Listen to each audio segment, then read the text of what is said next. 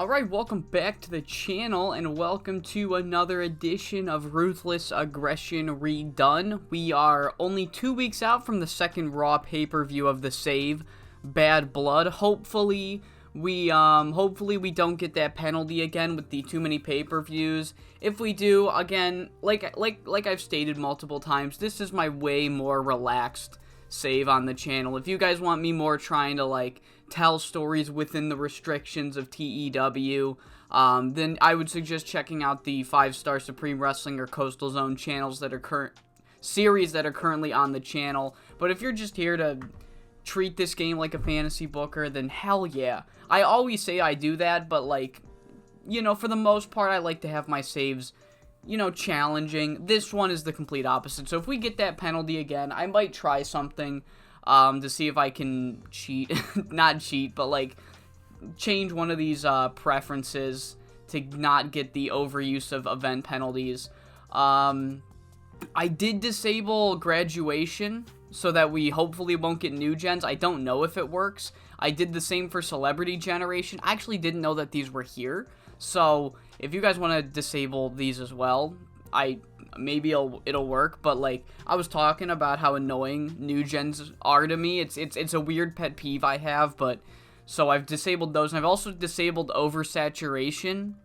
I don't know if that'll deal with the events. I know that that's more for running a venue too many times in a row, but hopefully it will not fuck with the events. So other than that, in news, in between the last Velocity show and this Raw, both Charlie Haas and Rene Dupree got injured on house shows, which really fucking sucks. Charlie Haas only strained his wrist, and he can still work through it, so if I need him, he can work. I actually do think I have him booked, so he's going to be working with an injury. Rene Dupree, however, he wasn't booked, but he's going to be out for a while. He's going to be out for a few weeks, and he cannot wrestle. He's on an angle-only basis for at least 2 or 3 weeks, which is fucking lame. I don't see the benefit in running house shows. I mean, we're getting 94s on Raw in my fucking sleep. So, this one got a fucking 97. I don't know if, running house shows is going to be all that beneficial to us. I mean, if the injuries continue, I'm going to turn them off. Unless you guys are hey, 64, you say that you've played this game since 2013 and you don't know any of the fucking mechanics. I play the game. I don't know how, I'm not good at it. I just play it a lot. If there's a good reason to keep house shows going, please let me know. But if injuries keep persisting the way they have, then I'm probably going to disable them soon. But for this episode of Raw, we've got 2 matches pre-booked. We have a number 1 contenders match for the women's title as Gail Kim, Trish Stratus, Lita, and Stacy Keibler have a 4-way to see who will challenge Victoria next for her championship. And we also have Garrison Cade versus Tajiri. This one was not pre-booked last week. I'm pre-booking it now as Coach has ordered it, I guess. He ordered it and we're advertising it, and that's going to happen tonight.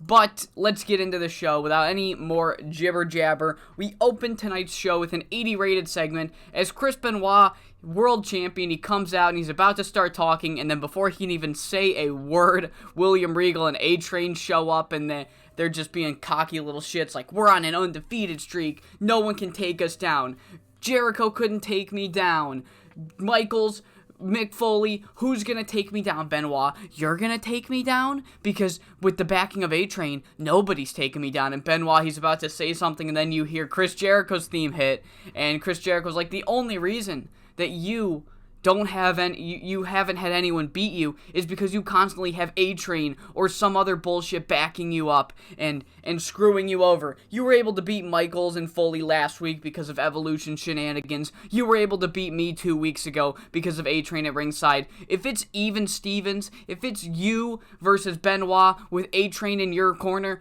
Benoit's gonna have me in his corner. And this essentially leads to Eric Bischoff coming out and saying, look, Regal A-Train, I was pretty upset last week. That was the 3rd main event in a row that ended in bullshit, and it caused me to spend money on a Hell in a Cell match for my pay-per-view. So, Michaels and Triple H aren't going to be the only ones that get punished for that. Regal, A-Train, tonight, you two are taking on Benoit and Jericho in a main event. Just full-on Teddy Long pre-booking. Chris Benoit, Chris Jericho finally teaming up against William Regal and A-Train. We kick off the matches tonight with a 59 rated match, this women's number one contenders match. Gail Kim snuck her way into this match, but it was Lita who took the pin as Stacy Keibler and Gail Kim spilled out to the outside, took each other out. It was down to Trish Stratus and Lita in the ring. Lita looked to get the victory with the Lita Salt, and then all of a sudden, out of nowhere, Molly Holly comes running in, who is still mad at Lita, still feuding with her, knocks her off the top rope, and Trish Stratus is able to capitalize, hit the chick kick, get the pinfall victory, and next week, we have a confrontation tonight, but next week, Trish Stratus will take on Victoria for the Women's Championship. Can the Canadian Power Couple get two different titles? Can Trish get the Women's title while Christian has the Intercontinental title? Only time will tell.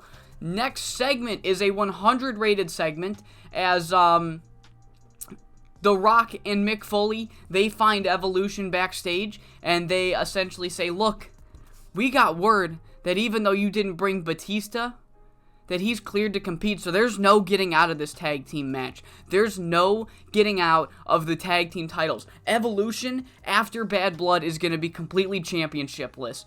Christian's got the current Intercontinental Championship.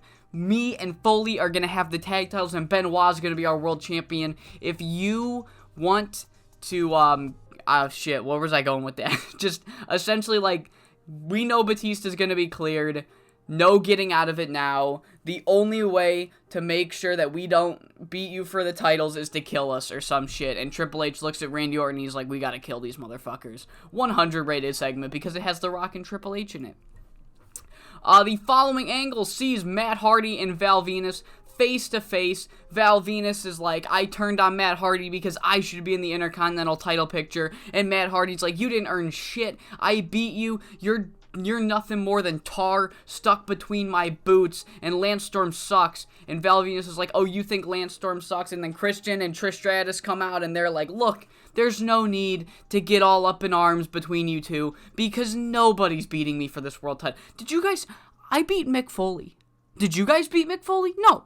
You only beat Val Venis, and I beat him too. And look, nobody I don't care that Matt Hardy threw me out in a battle royal. You lost your match. You're not getting a shot at this championship. And then Jonathan Coachman, who's still very much not on good terms with Christian, does not like him because him and Trish Stratus were making out backstage in Jonathan Coachman's way. And Coach says, look, Christian, even though I don't respect you, you know what I do respect? The integrity of Monday Night Raw. And Monday Night Raw needs the Intercontinental Championship pre-booked on Bad Blood. So Christian, between one of these two men, you're going to defend your Intercontinental Championship at Bad Blood, and they're going to go at it right now. Winner faces you at Bad Blood. And then we have an impromptu number one contenders match. Matt Hardy, Val Venis. Matt Hardy has the twist of fate. He's all ready to get it done when Christian runs in and hits Matt Hardy right in the face, and he starts stomping on Val Venis, and the referee has no choice but to call for the bell. Double disqualification, 75 rated match. Holy fuck, that did really well for a double DQ fucking run-in bullshit match. Storytelling nonetheless. Okay, works for me. But yeah, Christian runs in, causes a double DQ, and Jonathan Coachman, who is most certainly not a babyface, but goddammit, he's the biggest babyface in the world when Christian's at the other end of the ring, because Jonathan Coachman says, Christian, I don't care what your plan is, this did not mean that you aren't getting an Intercontinental Championship match at the pay-per-view. All that you did was make sure that neither of these men won, meaning neither of these men lost, meaning that both of them are going to get an Intercontinental Championship match at the pay-per-view. And Christian's like, oh, this is fucking bullshit. And Matt Hardy and we got a three-way. At the pay-per-view, we got a three-way between Christian, Matt Hardy, and Val Venis. The following segment we find William Regal once again talking to A-Train, or sorry, Ric Flair once again talking to William Regal and A-Train, and Ric Flair says, it's a pleasure doing business with you last week, Regal. It was a very productive outing, and I can't help but imagine that this partnership's got legs to it. Do you agree? And Regal's like, Rick, I'm not doing a fucking. You guys are getting Paul Bearer. You are not getting me. Genuinely trying to do I can do a fake British accent when I'm trying to make fun of British people. I'm not trying to do a legitimate one. And Regal says, look, Rick, with all due respect, me and A-Train really need to focus on beating Benoit and Jericho tonight. And Ric Flair says, look, I hate to break it. I wasn't really asking, because, see, the thing is, Regal, even though last week's partnership, it was a 50-50 partnership. You got some out of it, I got some out of it. I don't think you understand the position you're in, because if you do not do something for Evolution, you are immediately made a public enemy of Evolution. And, A-Train, you're a very intimidating man. But are you really that intimidating when Batista and Triple H and Randy Orton are coming? And Regal's like, fine, Flair, what do you want? What's up? What do you need? And Ric Flair just says, look, I don't care how you do it. I don't care who gets caught in the crossfire. Find a way to get that big red machine Kane. I had a really fun time teaming with him a few weeks ago. Find a way to get that big red machine Kane to take out Mick Foley or The Rock or both of them. I don't really care, just as long as one of them can't make it to the pay-per-view. 88 rated segment. William Regal is in bed with Evolution, and it's not looking good for him. A 51 as we see Lita call out Molly Holly once again, interviewed by Gene Okerlund. Lita's essentially saying, look, we've been feuding for months now. Molly Holly can't get over it. I'm not going to get over it. So you know what? We'll settle this once and for all. Bad Blood's coming up. I can't think of a better way to blow this feud off in a no-holds-barred match. Me and Molly Holly, if you got any character, if you got any pride in yourself, meet me at Bad Blood. We'll go one-on-one, no strings attached, and we'll have a hardcore women's match. We are progressive in the year 2004. The following contest, 71 rated match between Tajiri and Kane, as Garrison Cade once again comes up short against Tajiri. Garrison Cade, head coach, and Nitro at his side, but Paul Heyman leaves the commentary booth, makes sure that neither Nitro or Coach can get involved in the match, and Tajiri, who also had Tanaka and Lillian Garcia by his side, was able to get the victory in 10 minutes and 9 seconds with the buzzsaw kick.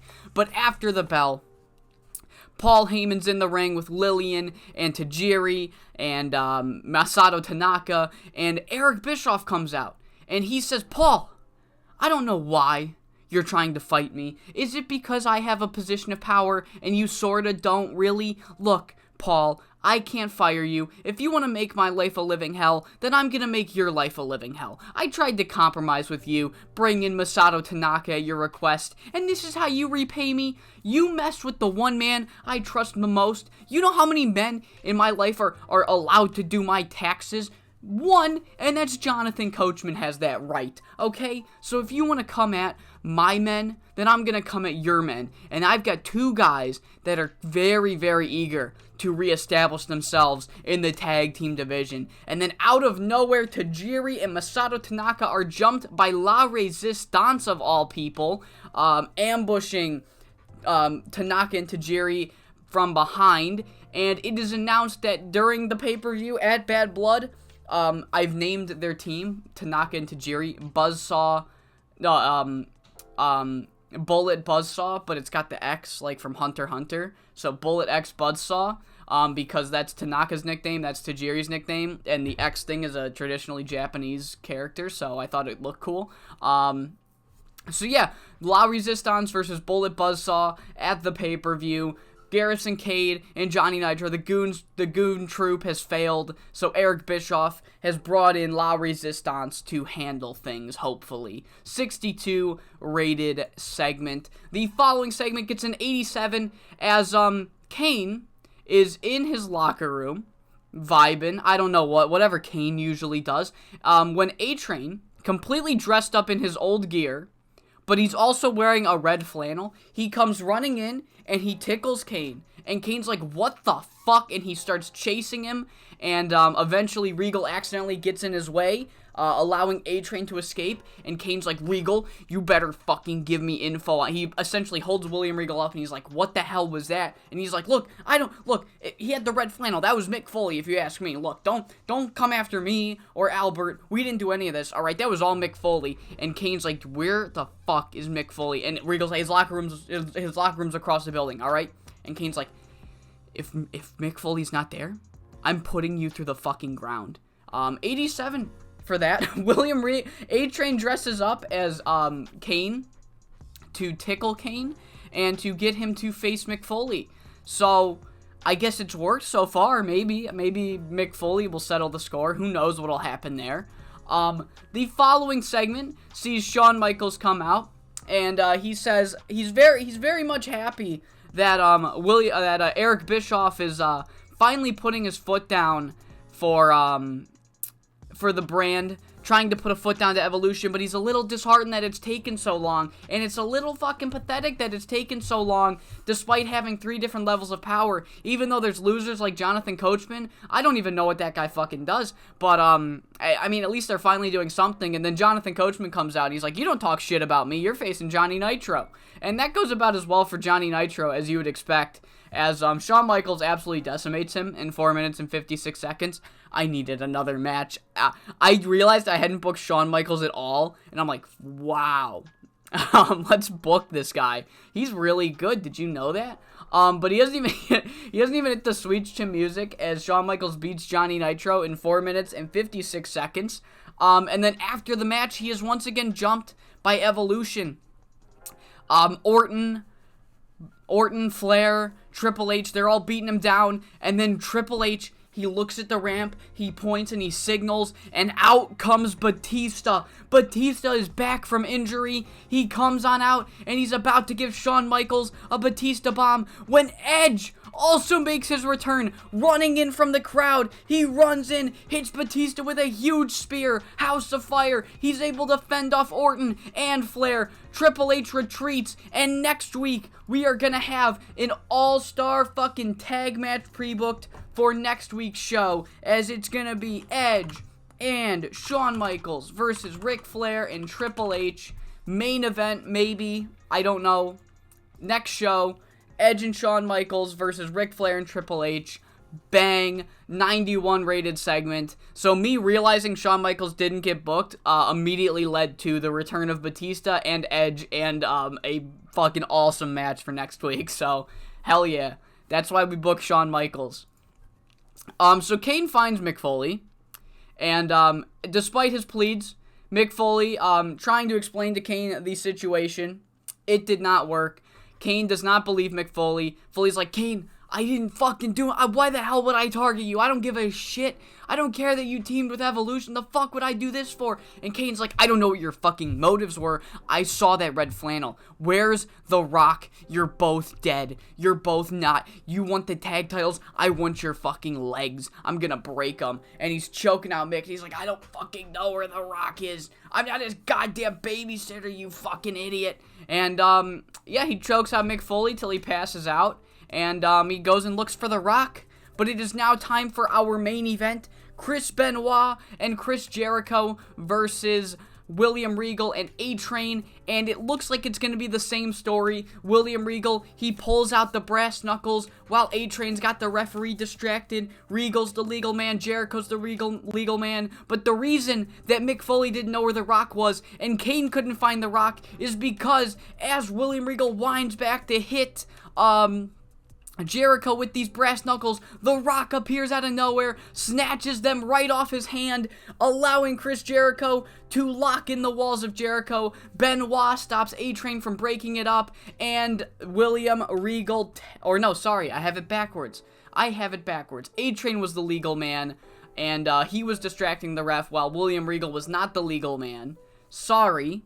A-Train definitely takes the submission here. 92 rated main event. The A-Train push is coming, guys. I don't know why, but I'm really behind this A-Train push. He just gave me a 72. He was the weak link with a 72. But yeah, no, the baby faces are finally able to thwart William Regal and A-Train here, thanks to an assist from The Rock. And we get a little bit of a clusterfuck to end tonight's show, as, Kane's music hits. He was looking for The Rock. The Rock comes out.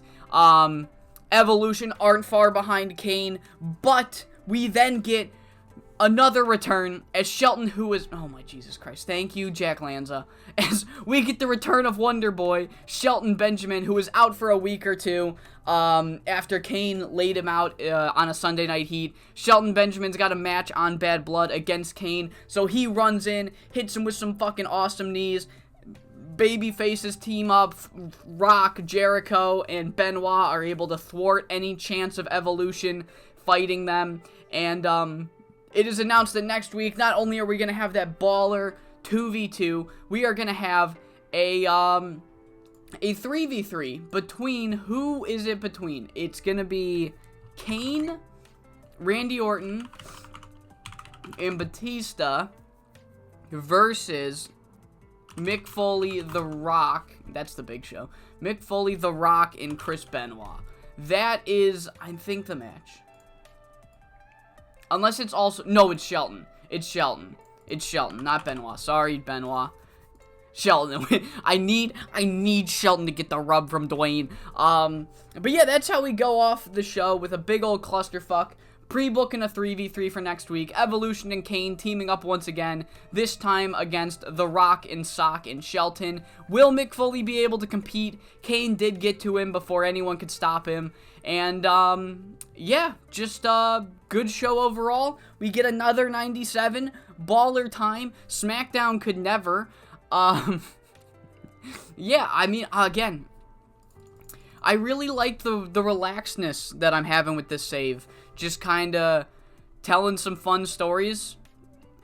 Not going super all out, although I am going all out in these ratings. Because fuck yeah. A-Train in a 92 rated main event. A-Train and Shelton are going to main event WrestleMania, guys. Main event of WrestleMania 21. Fucking Shelton Benjamin and A-Train. A-Train won the Royal Rumble. Fucking Shelton somehow gets the world title. Who knows? But I hope you all enjoyed this episode of Monday Night Raw. The next Raw will be the Bad Blood Go Home show. And the next episode of this series overall will be SmackDown, as we continue the build for Great American Bash, now with an injured Rene Dupree. So I hope to see you all there.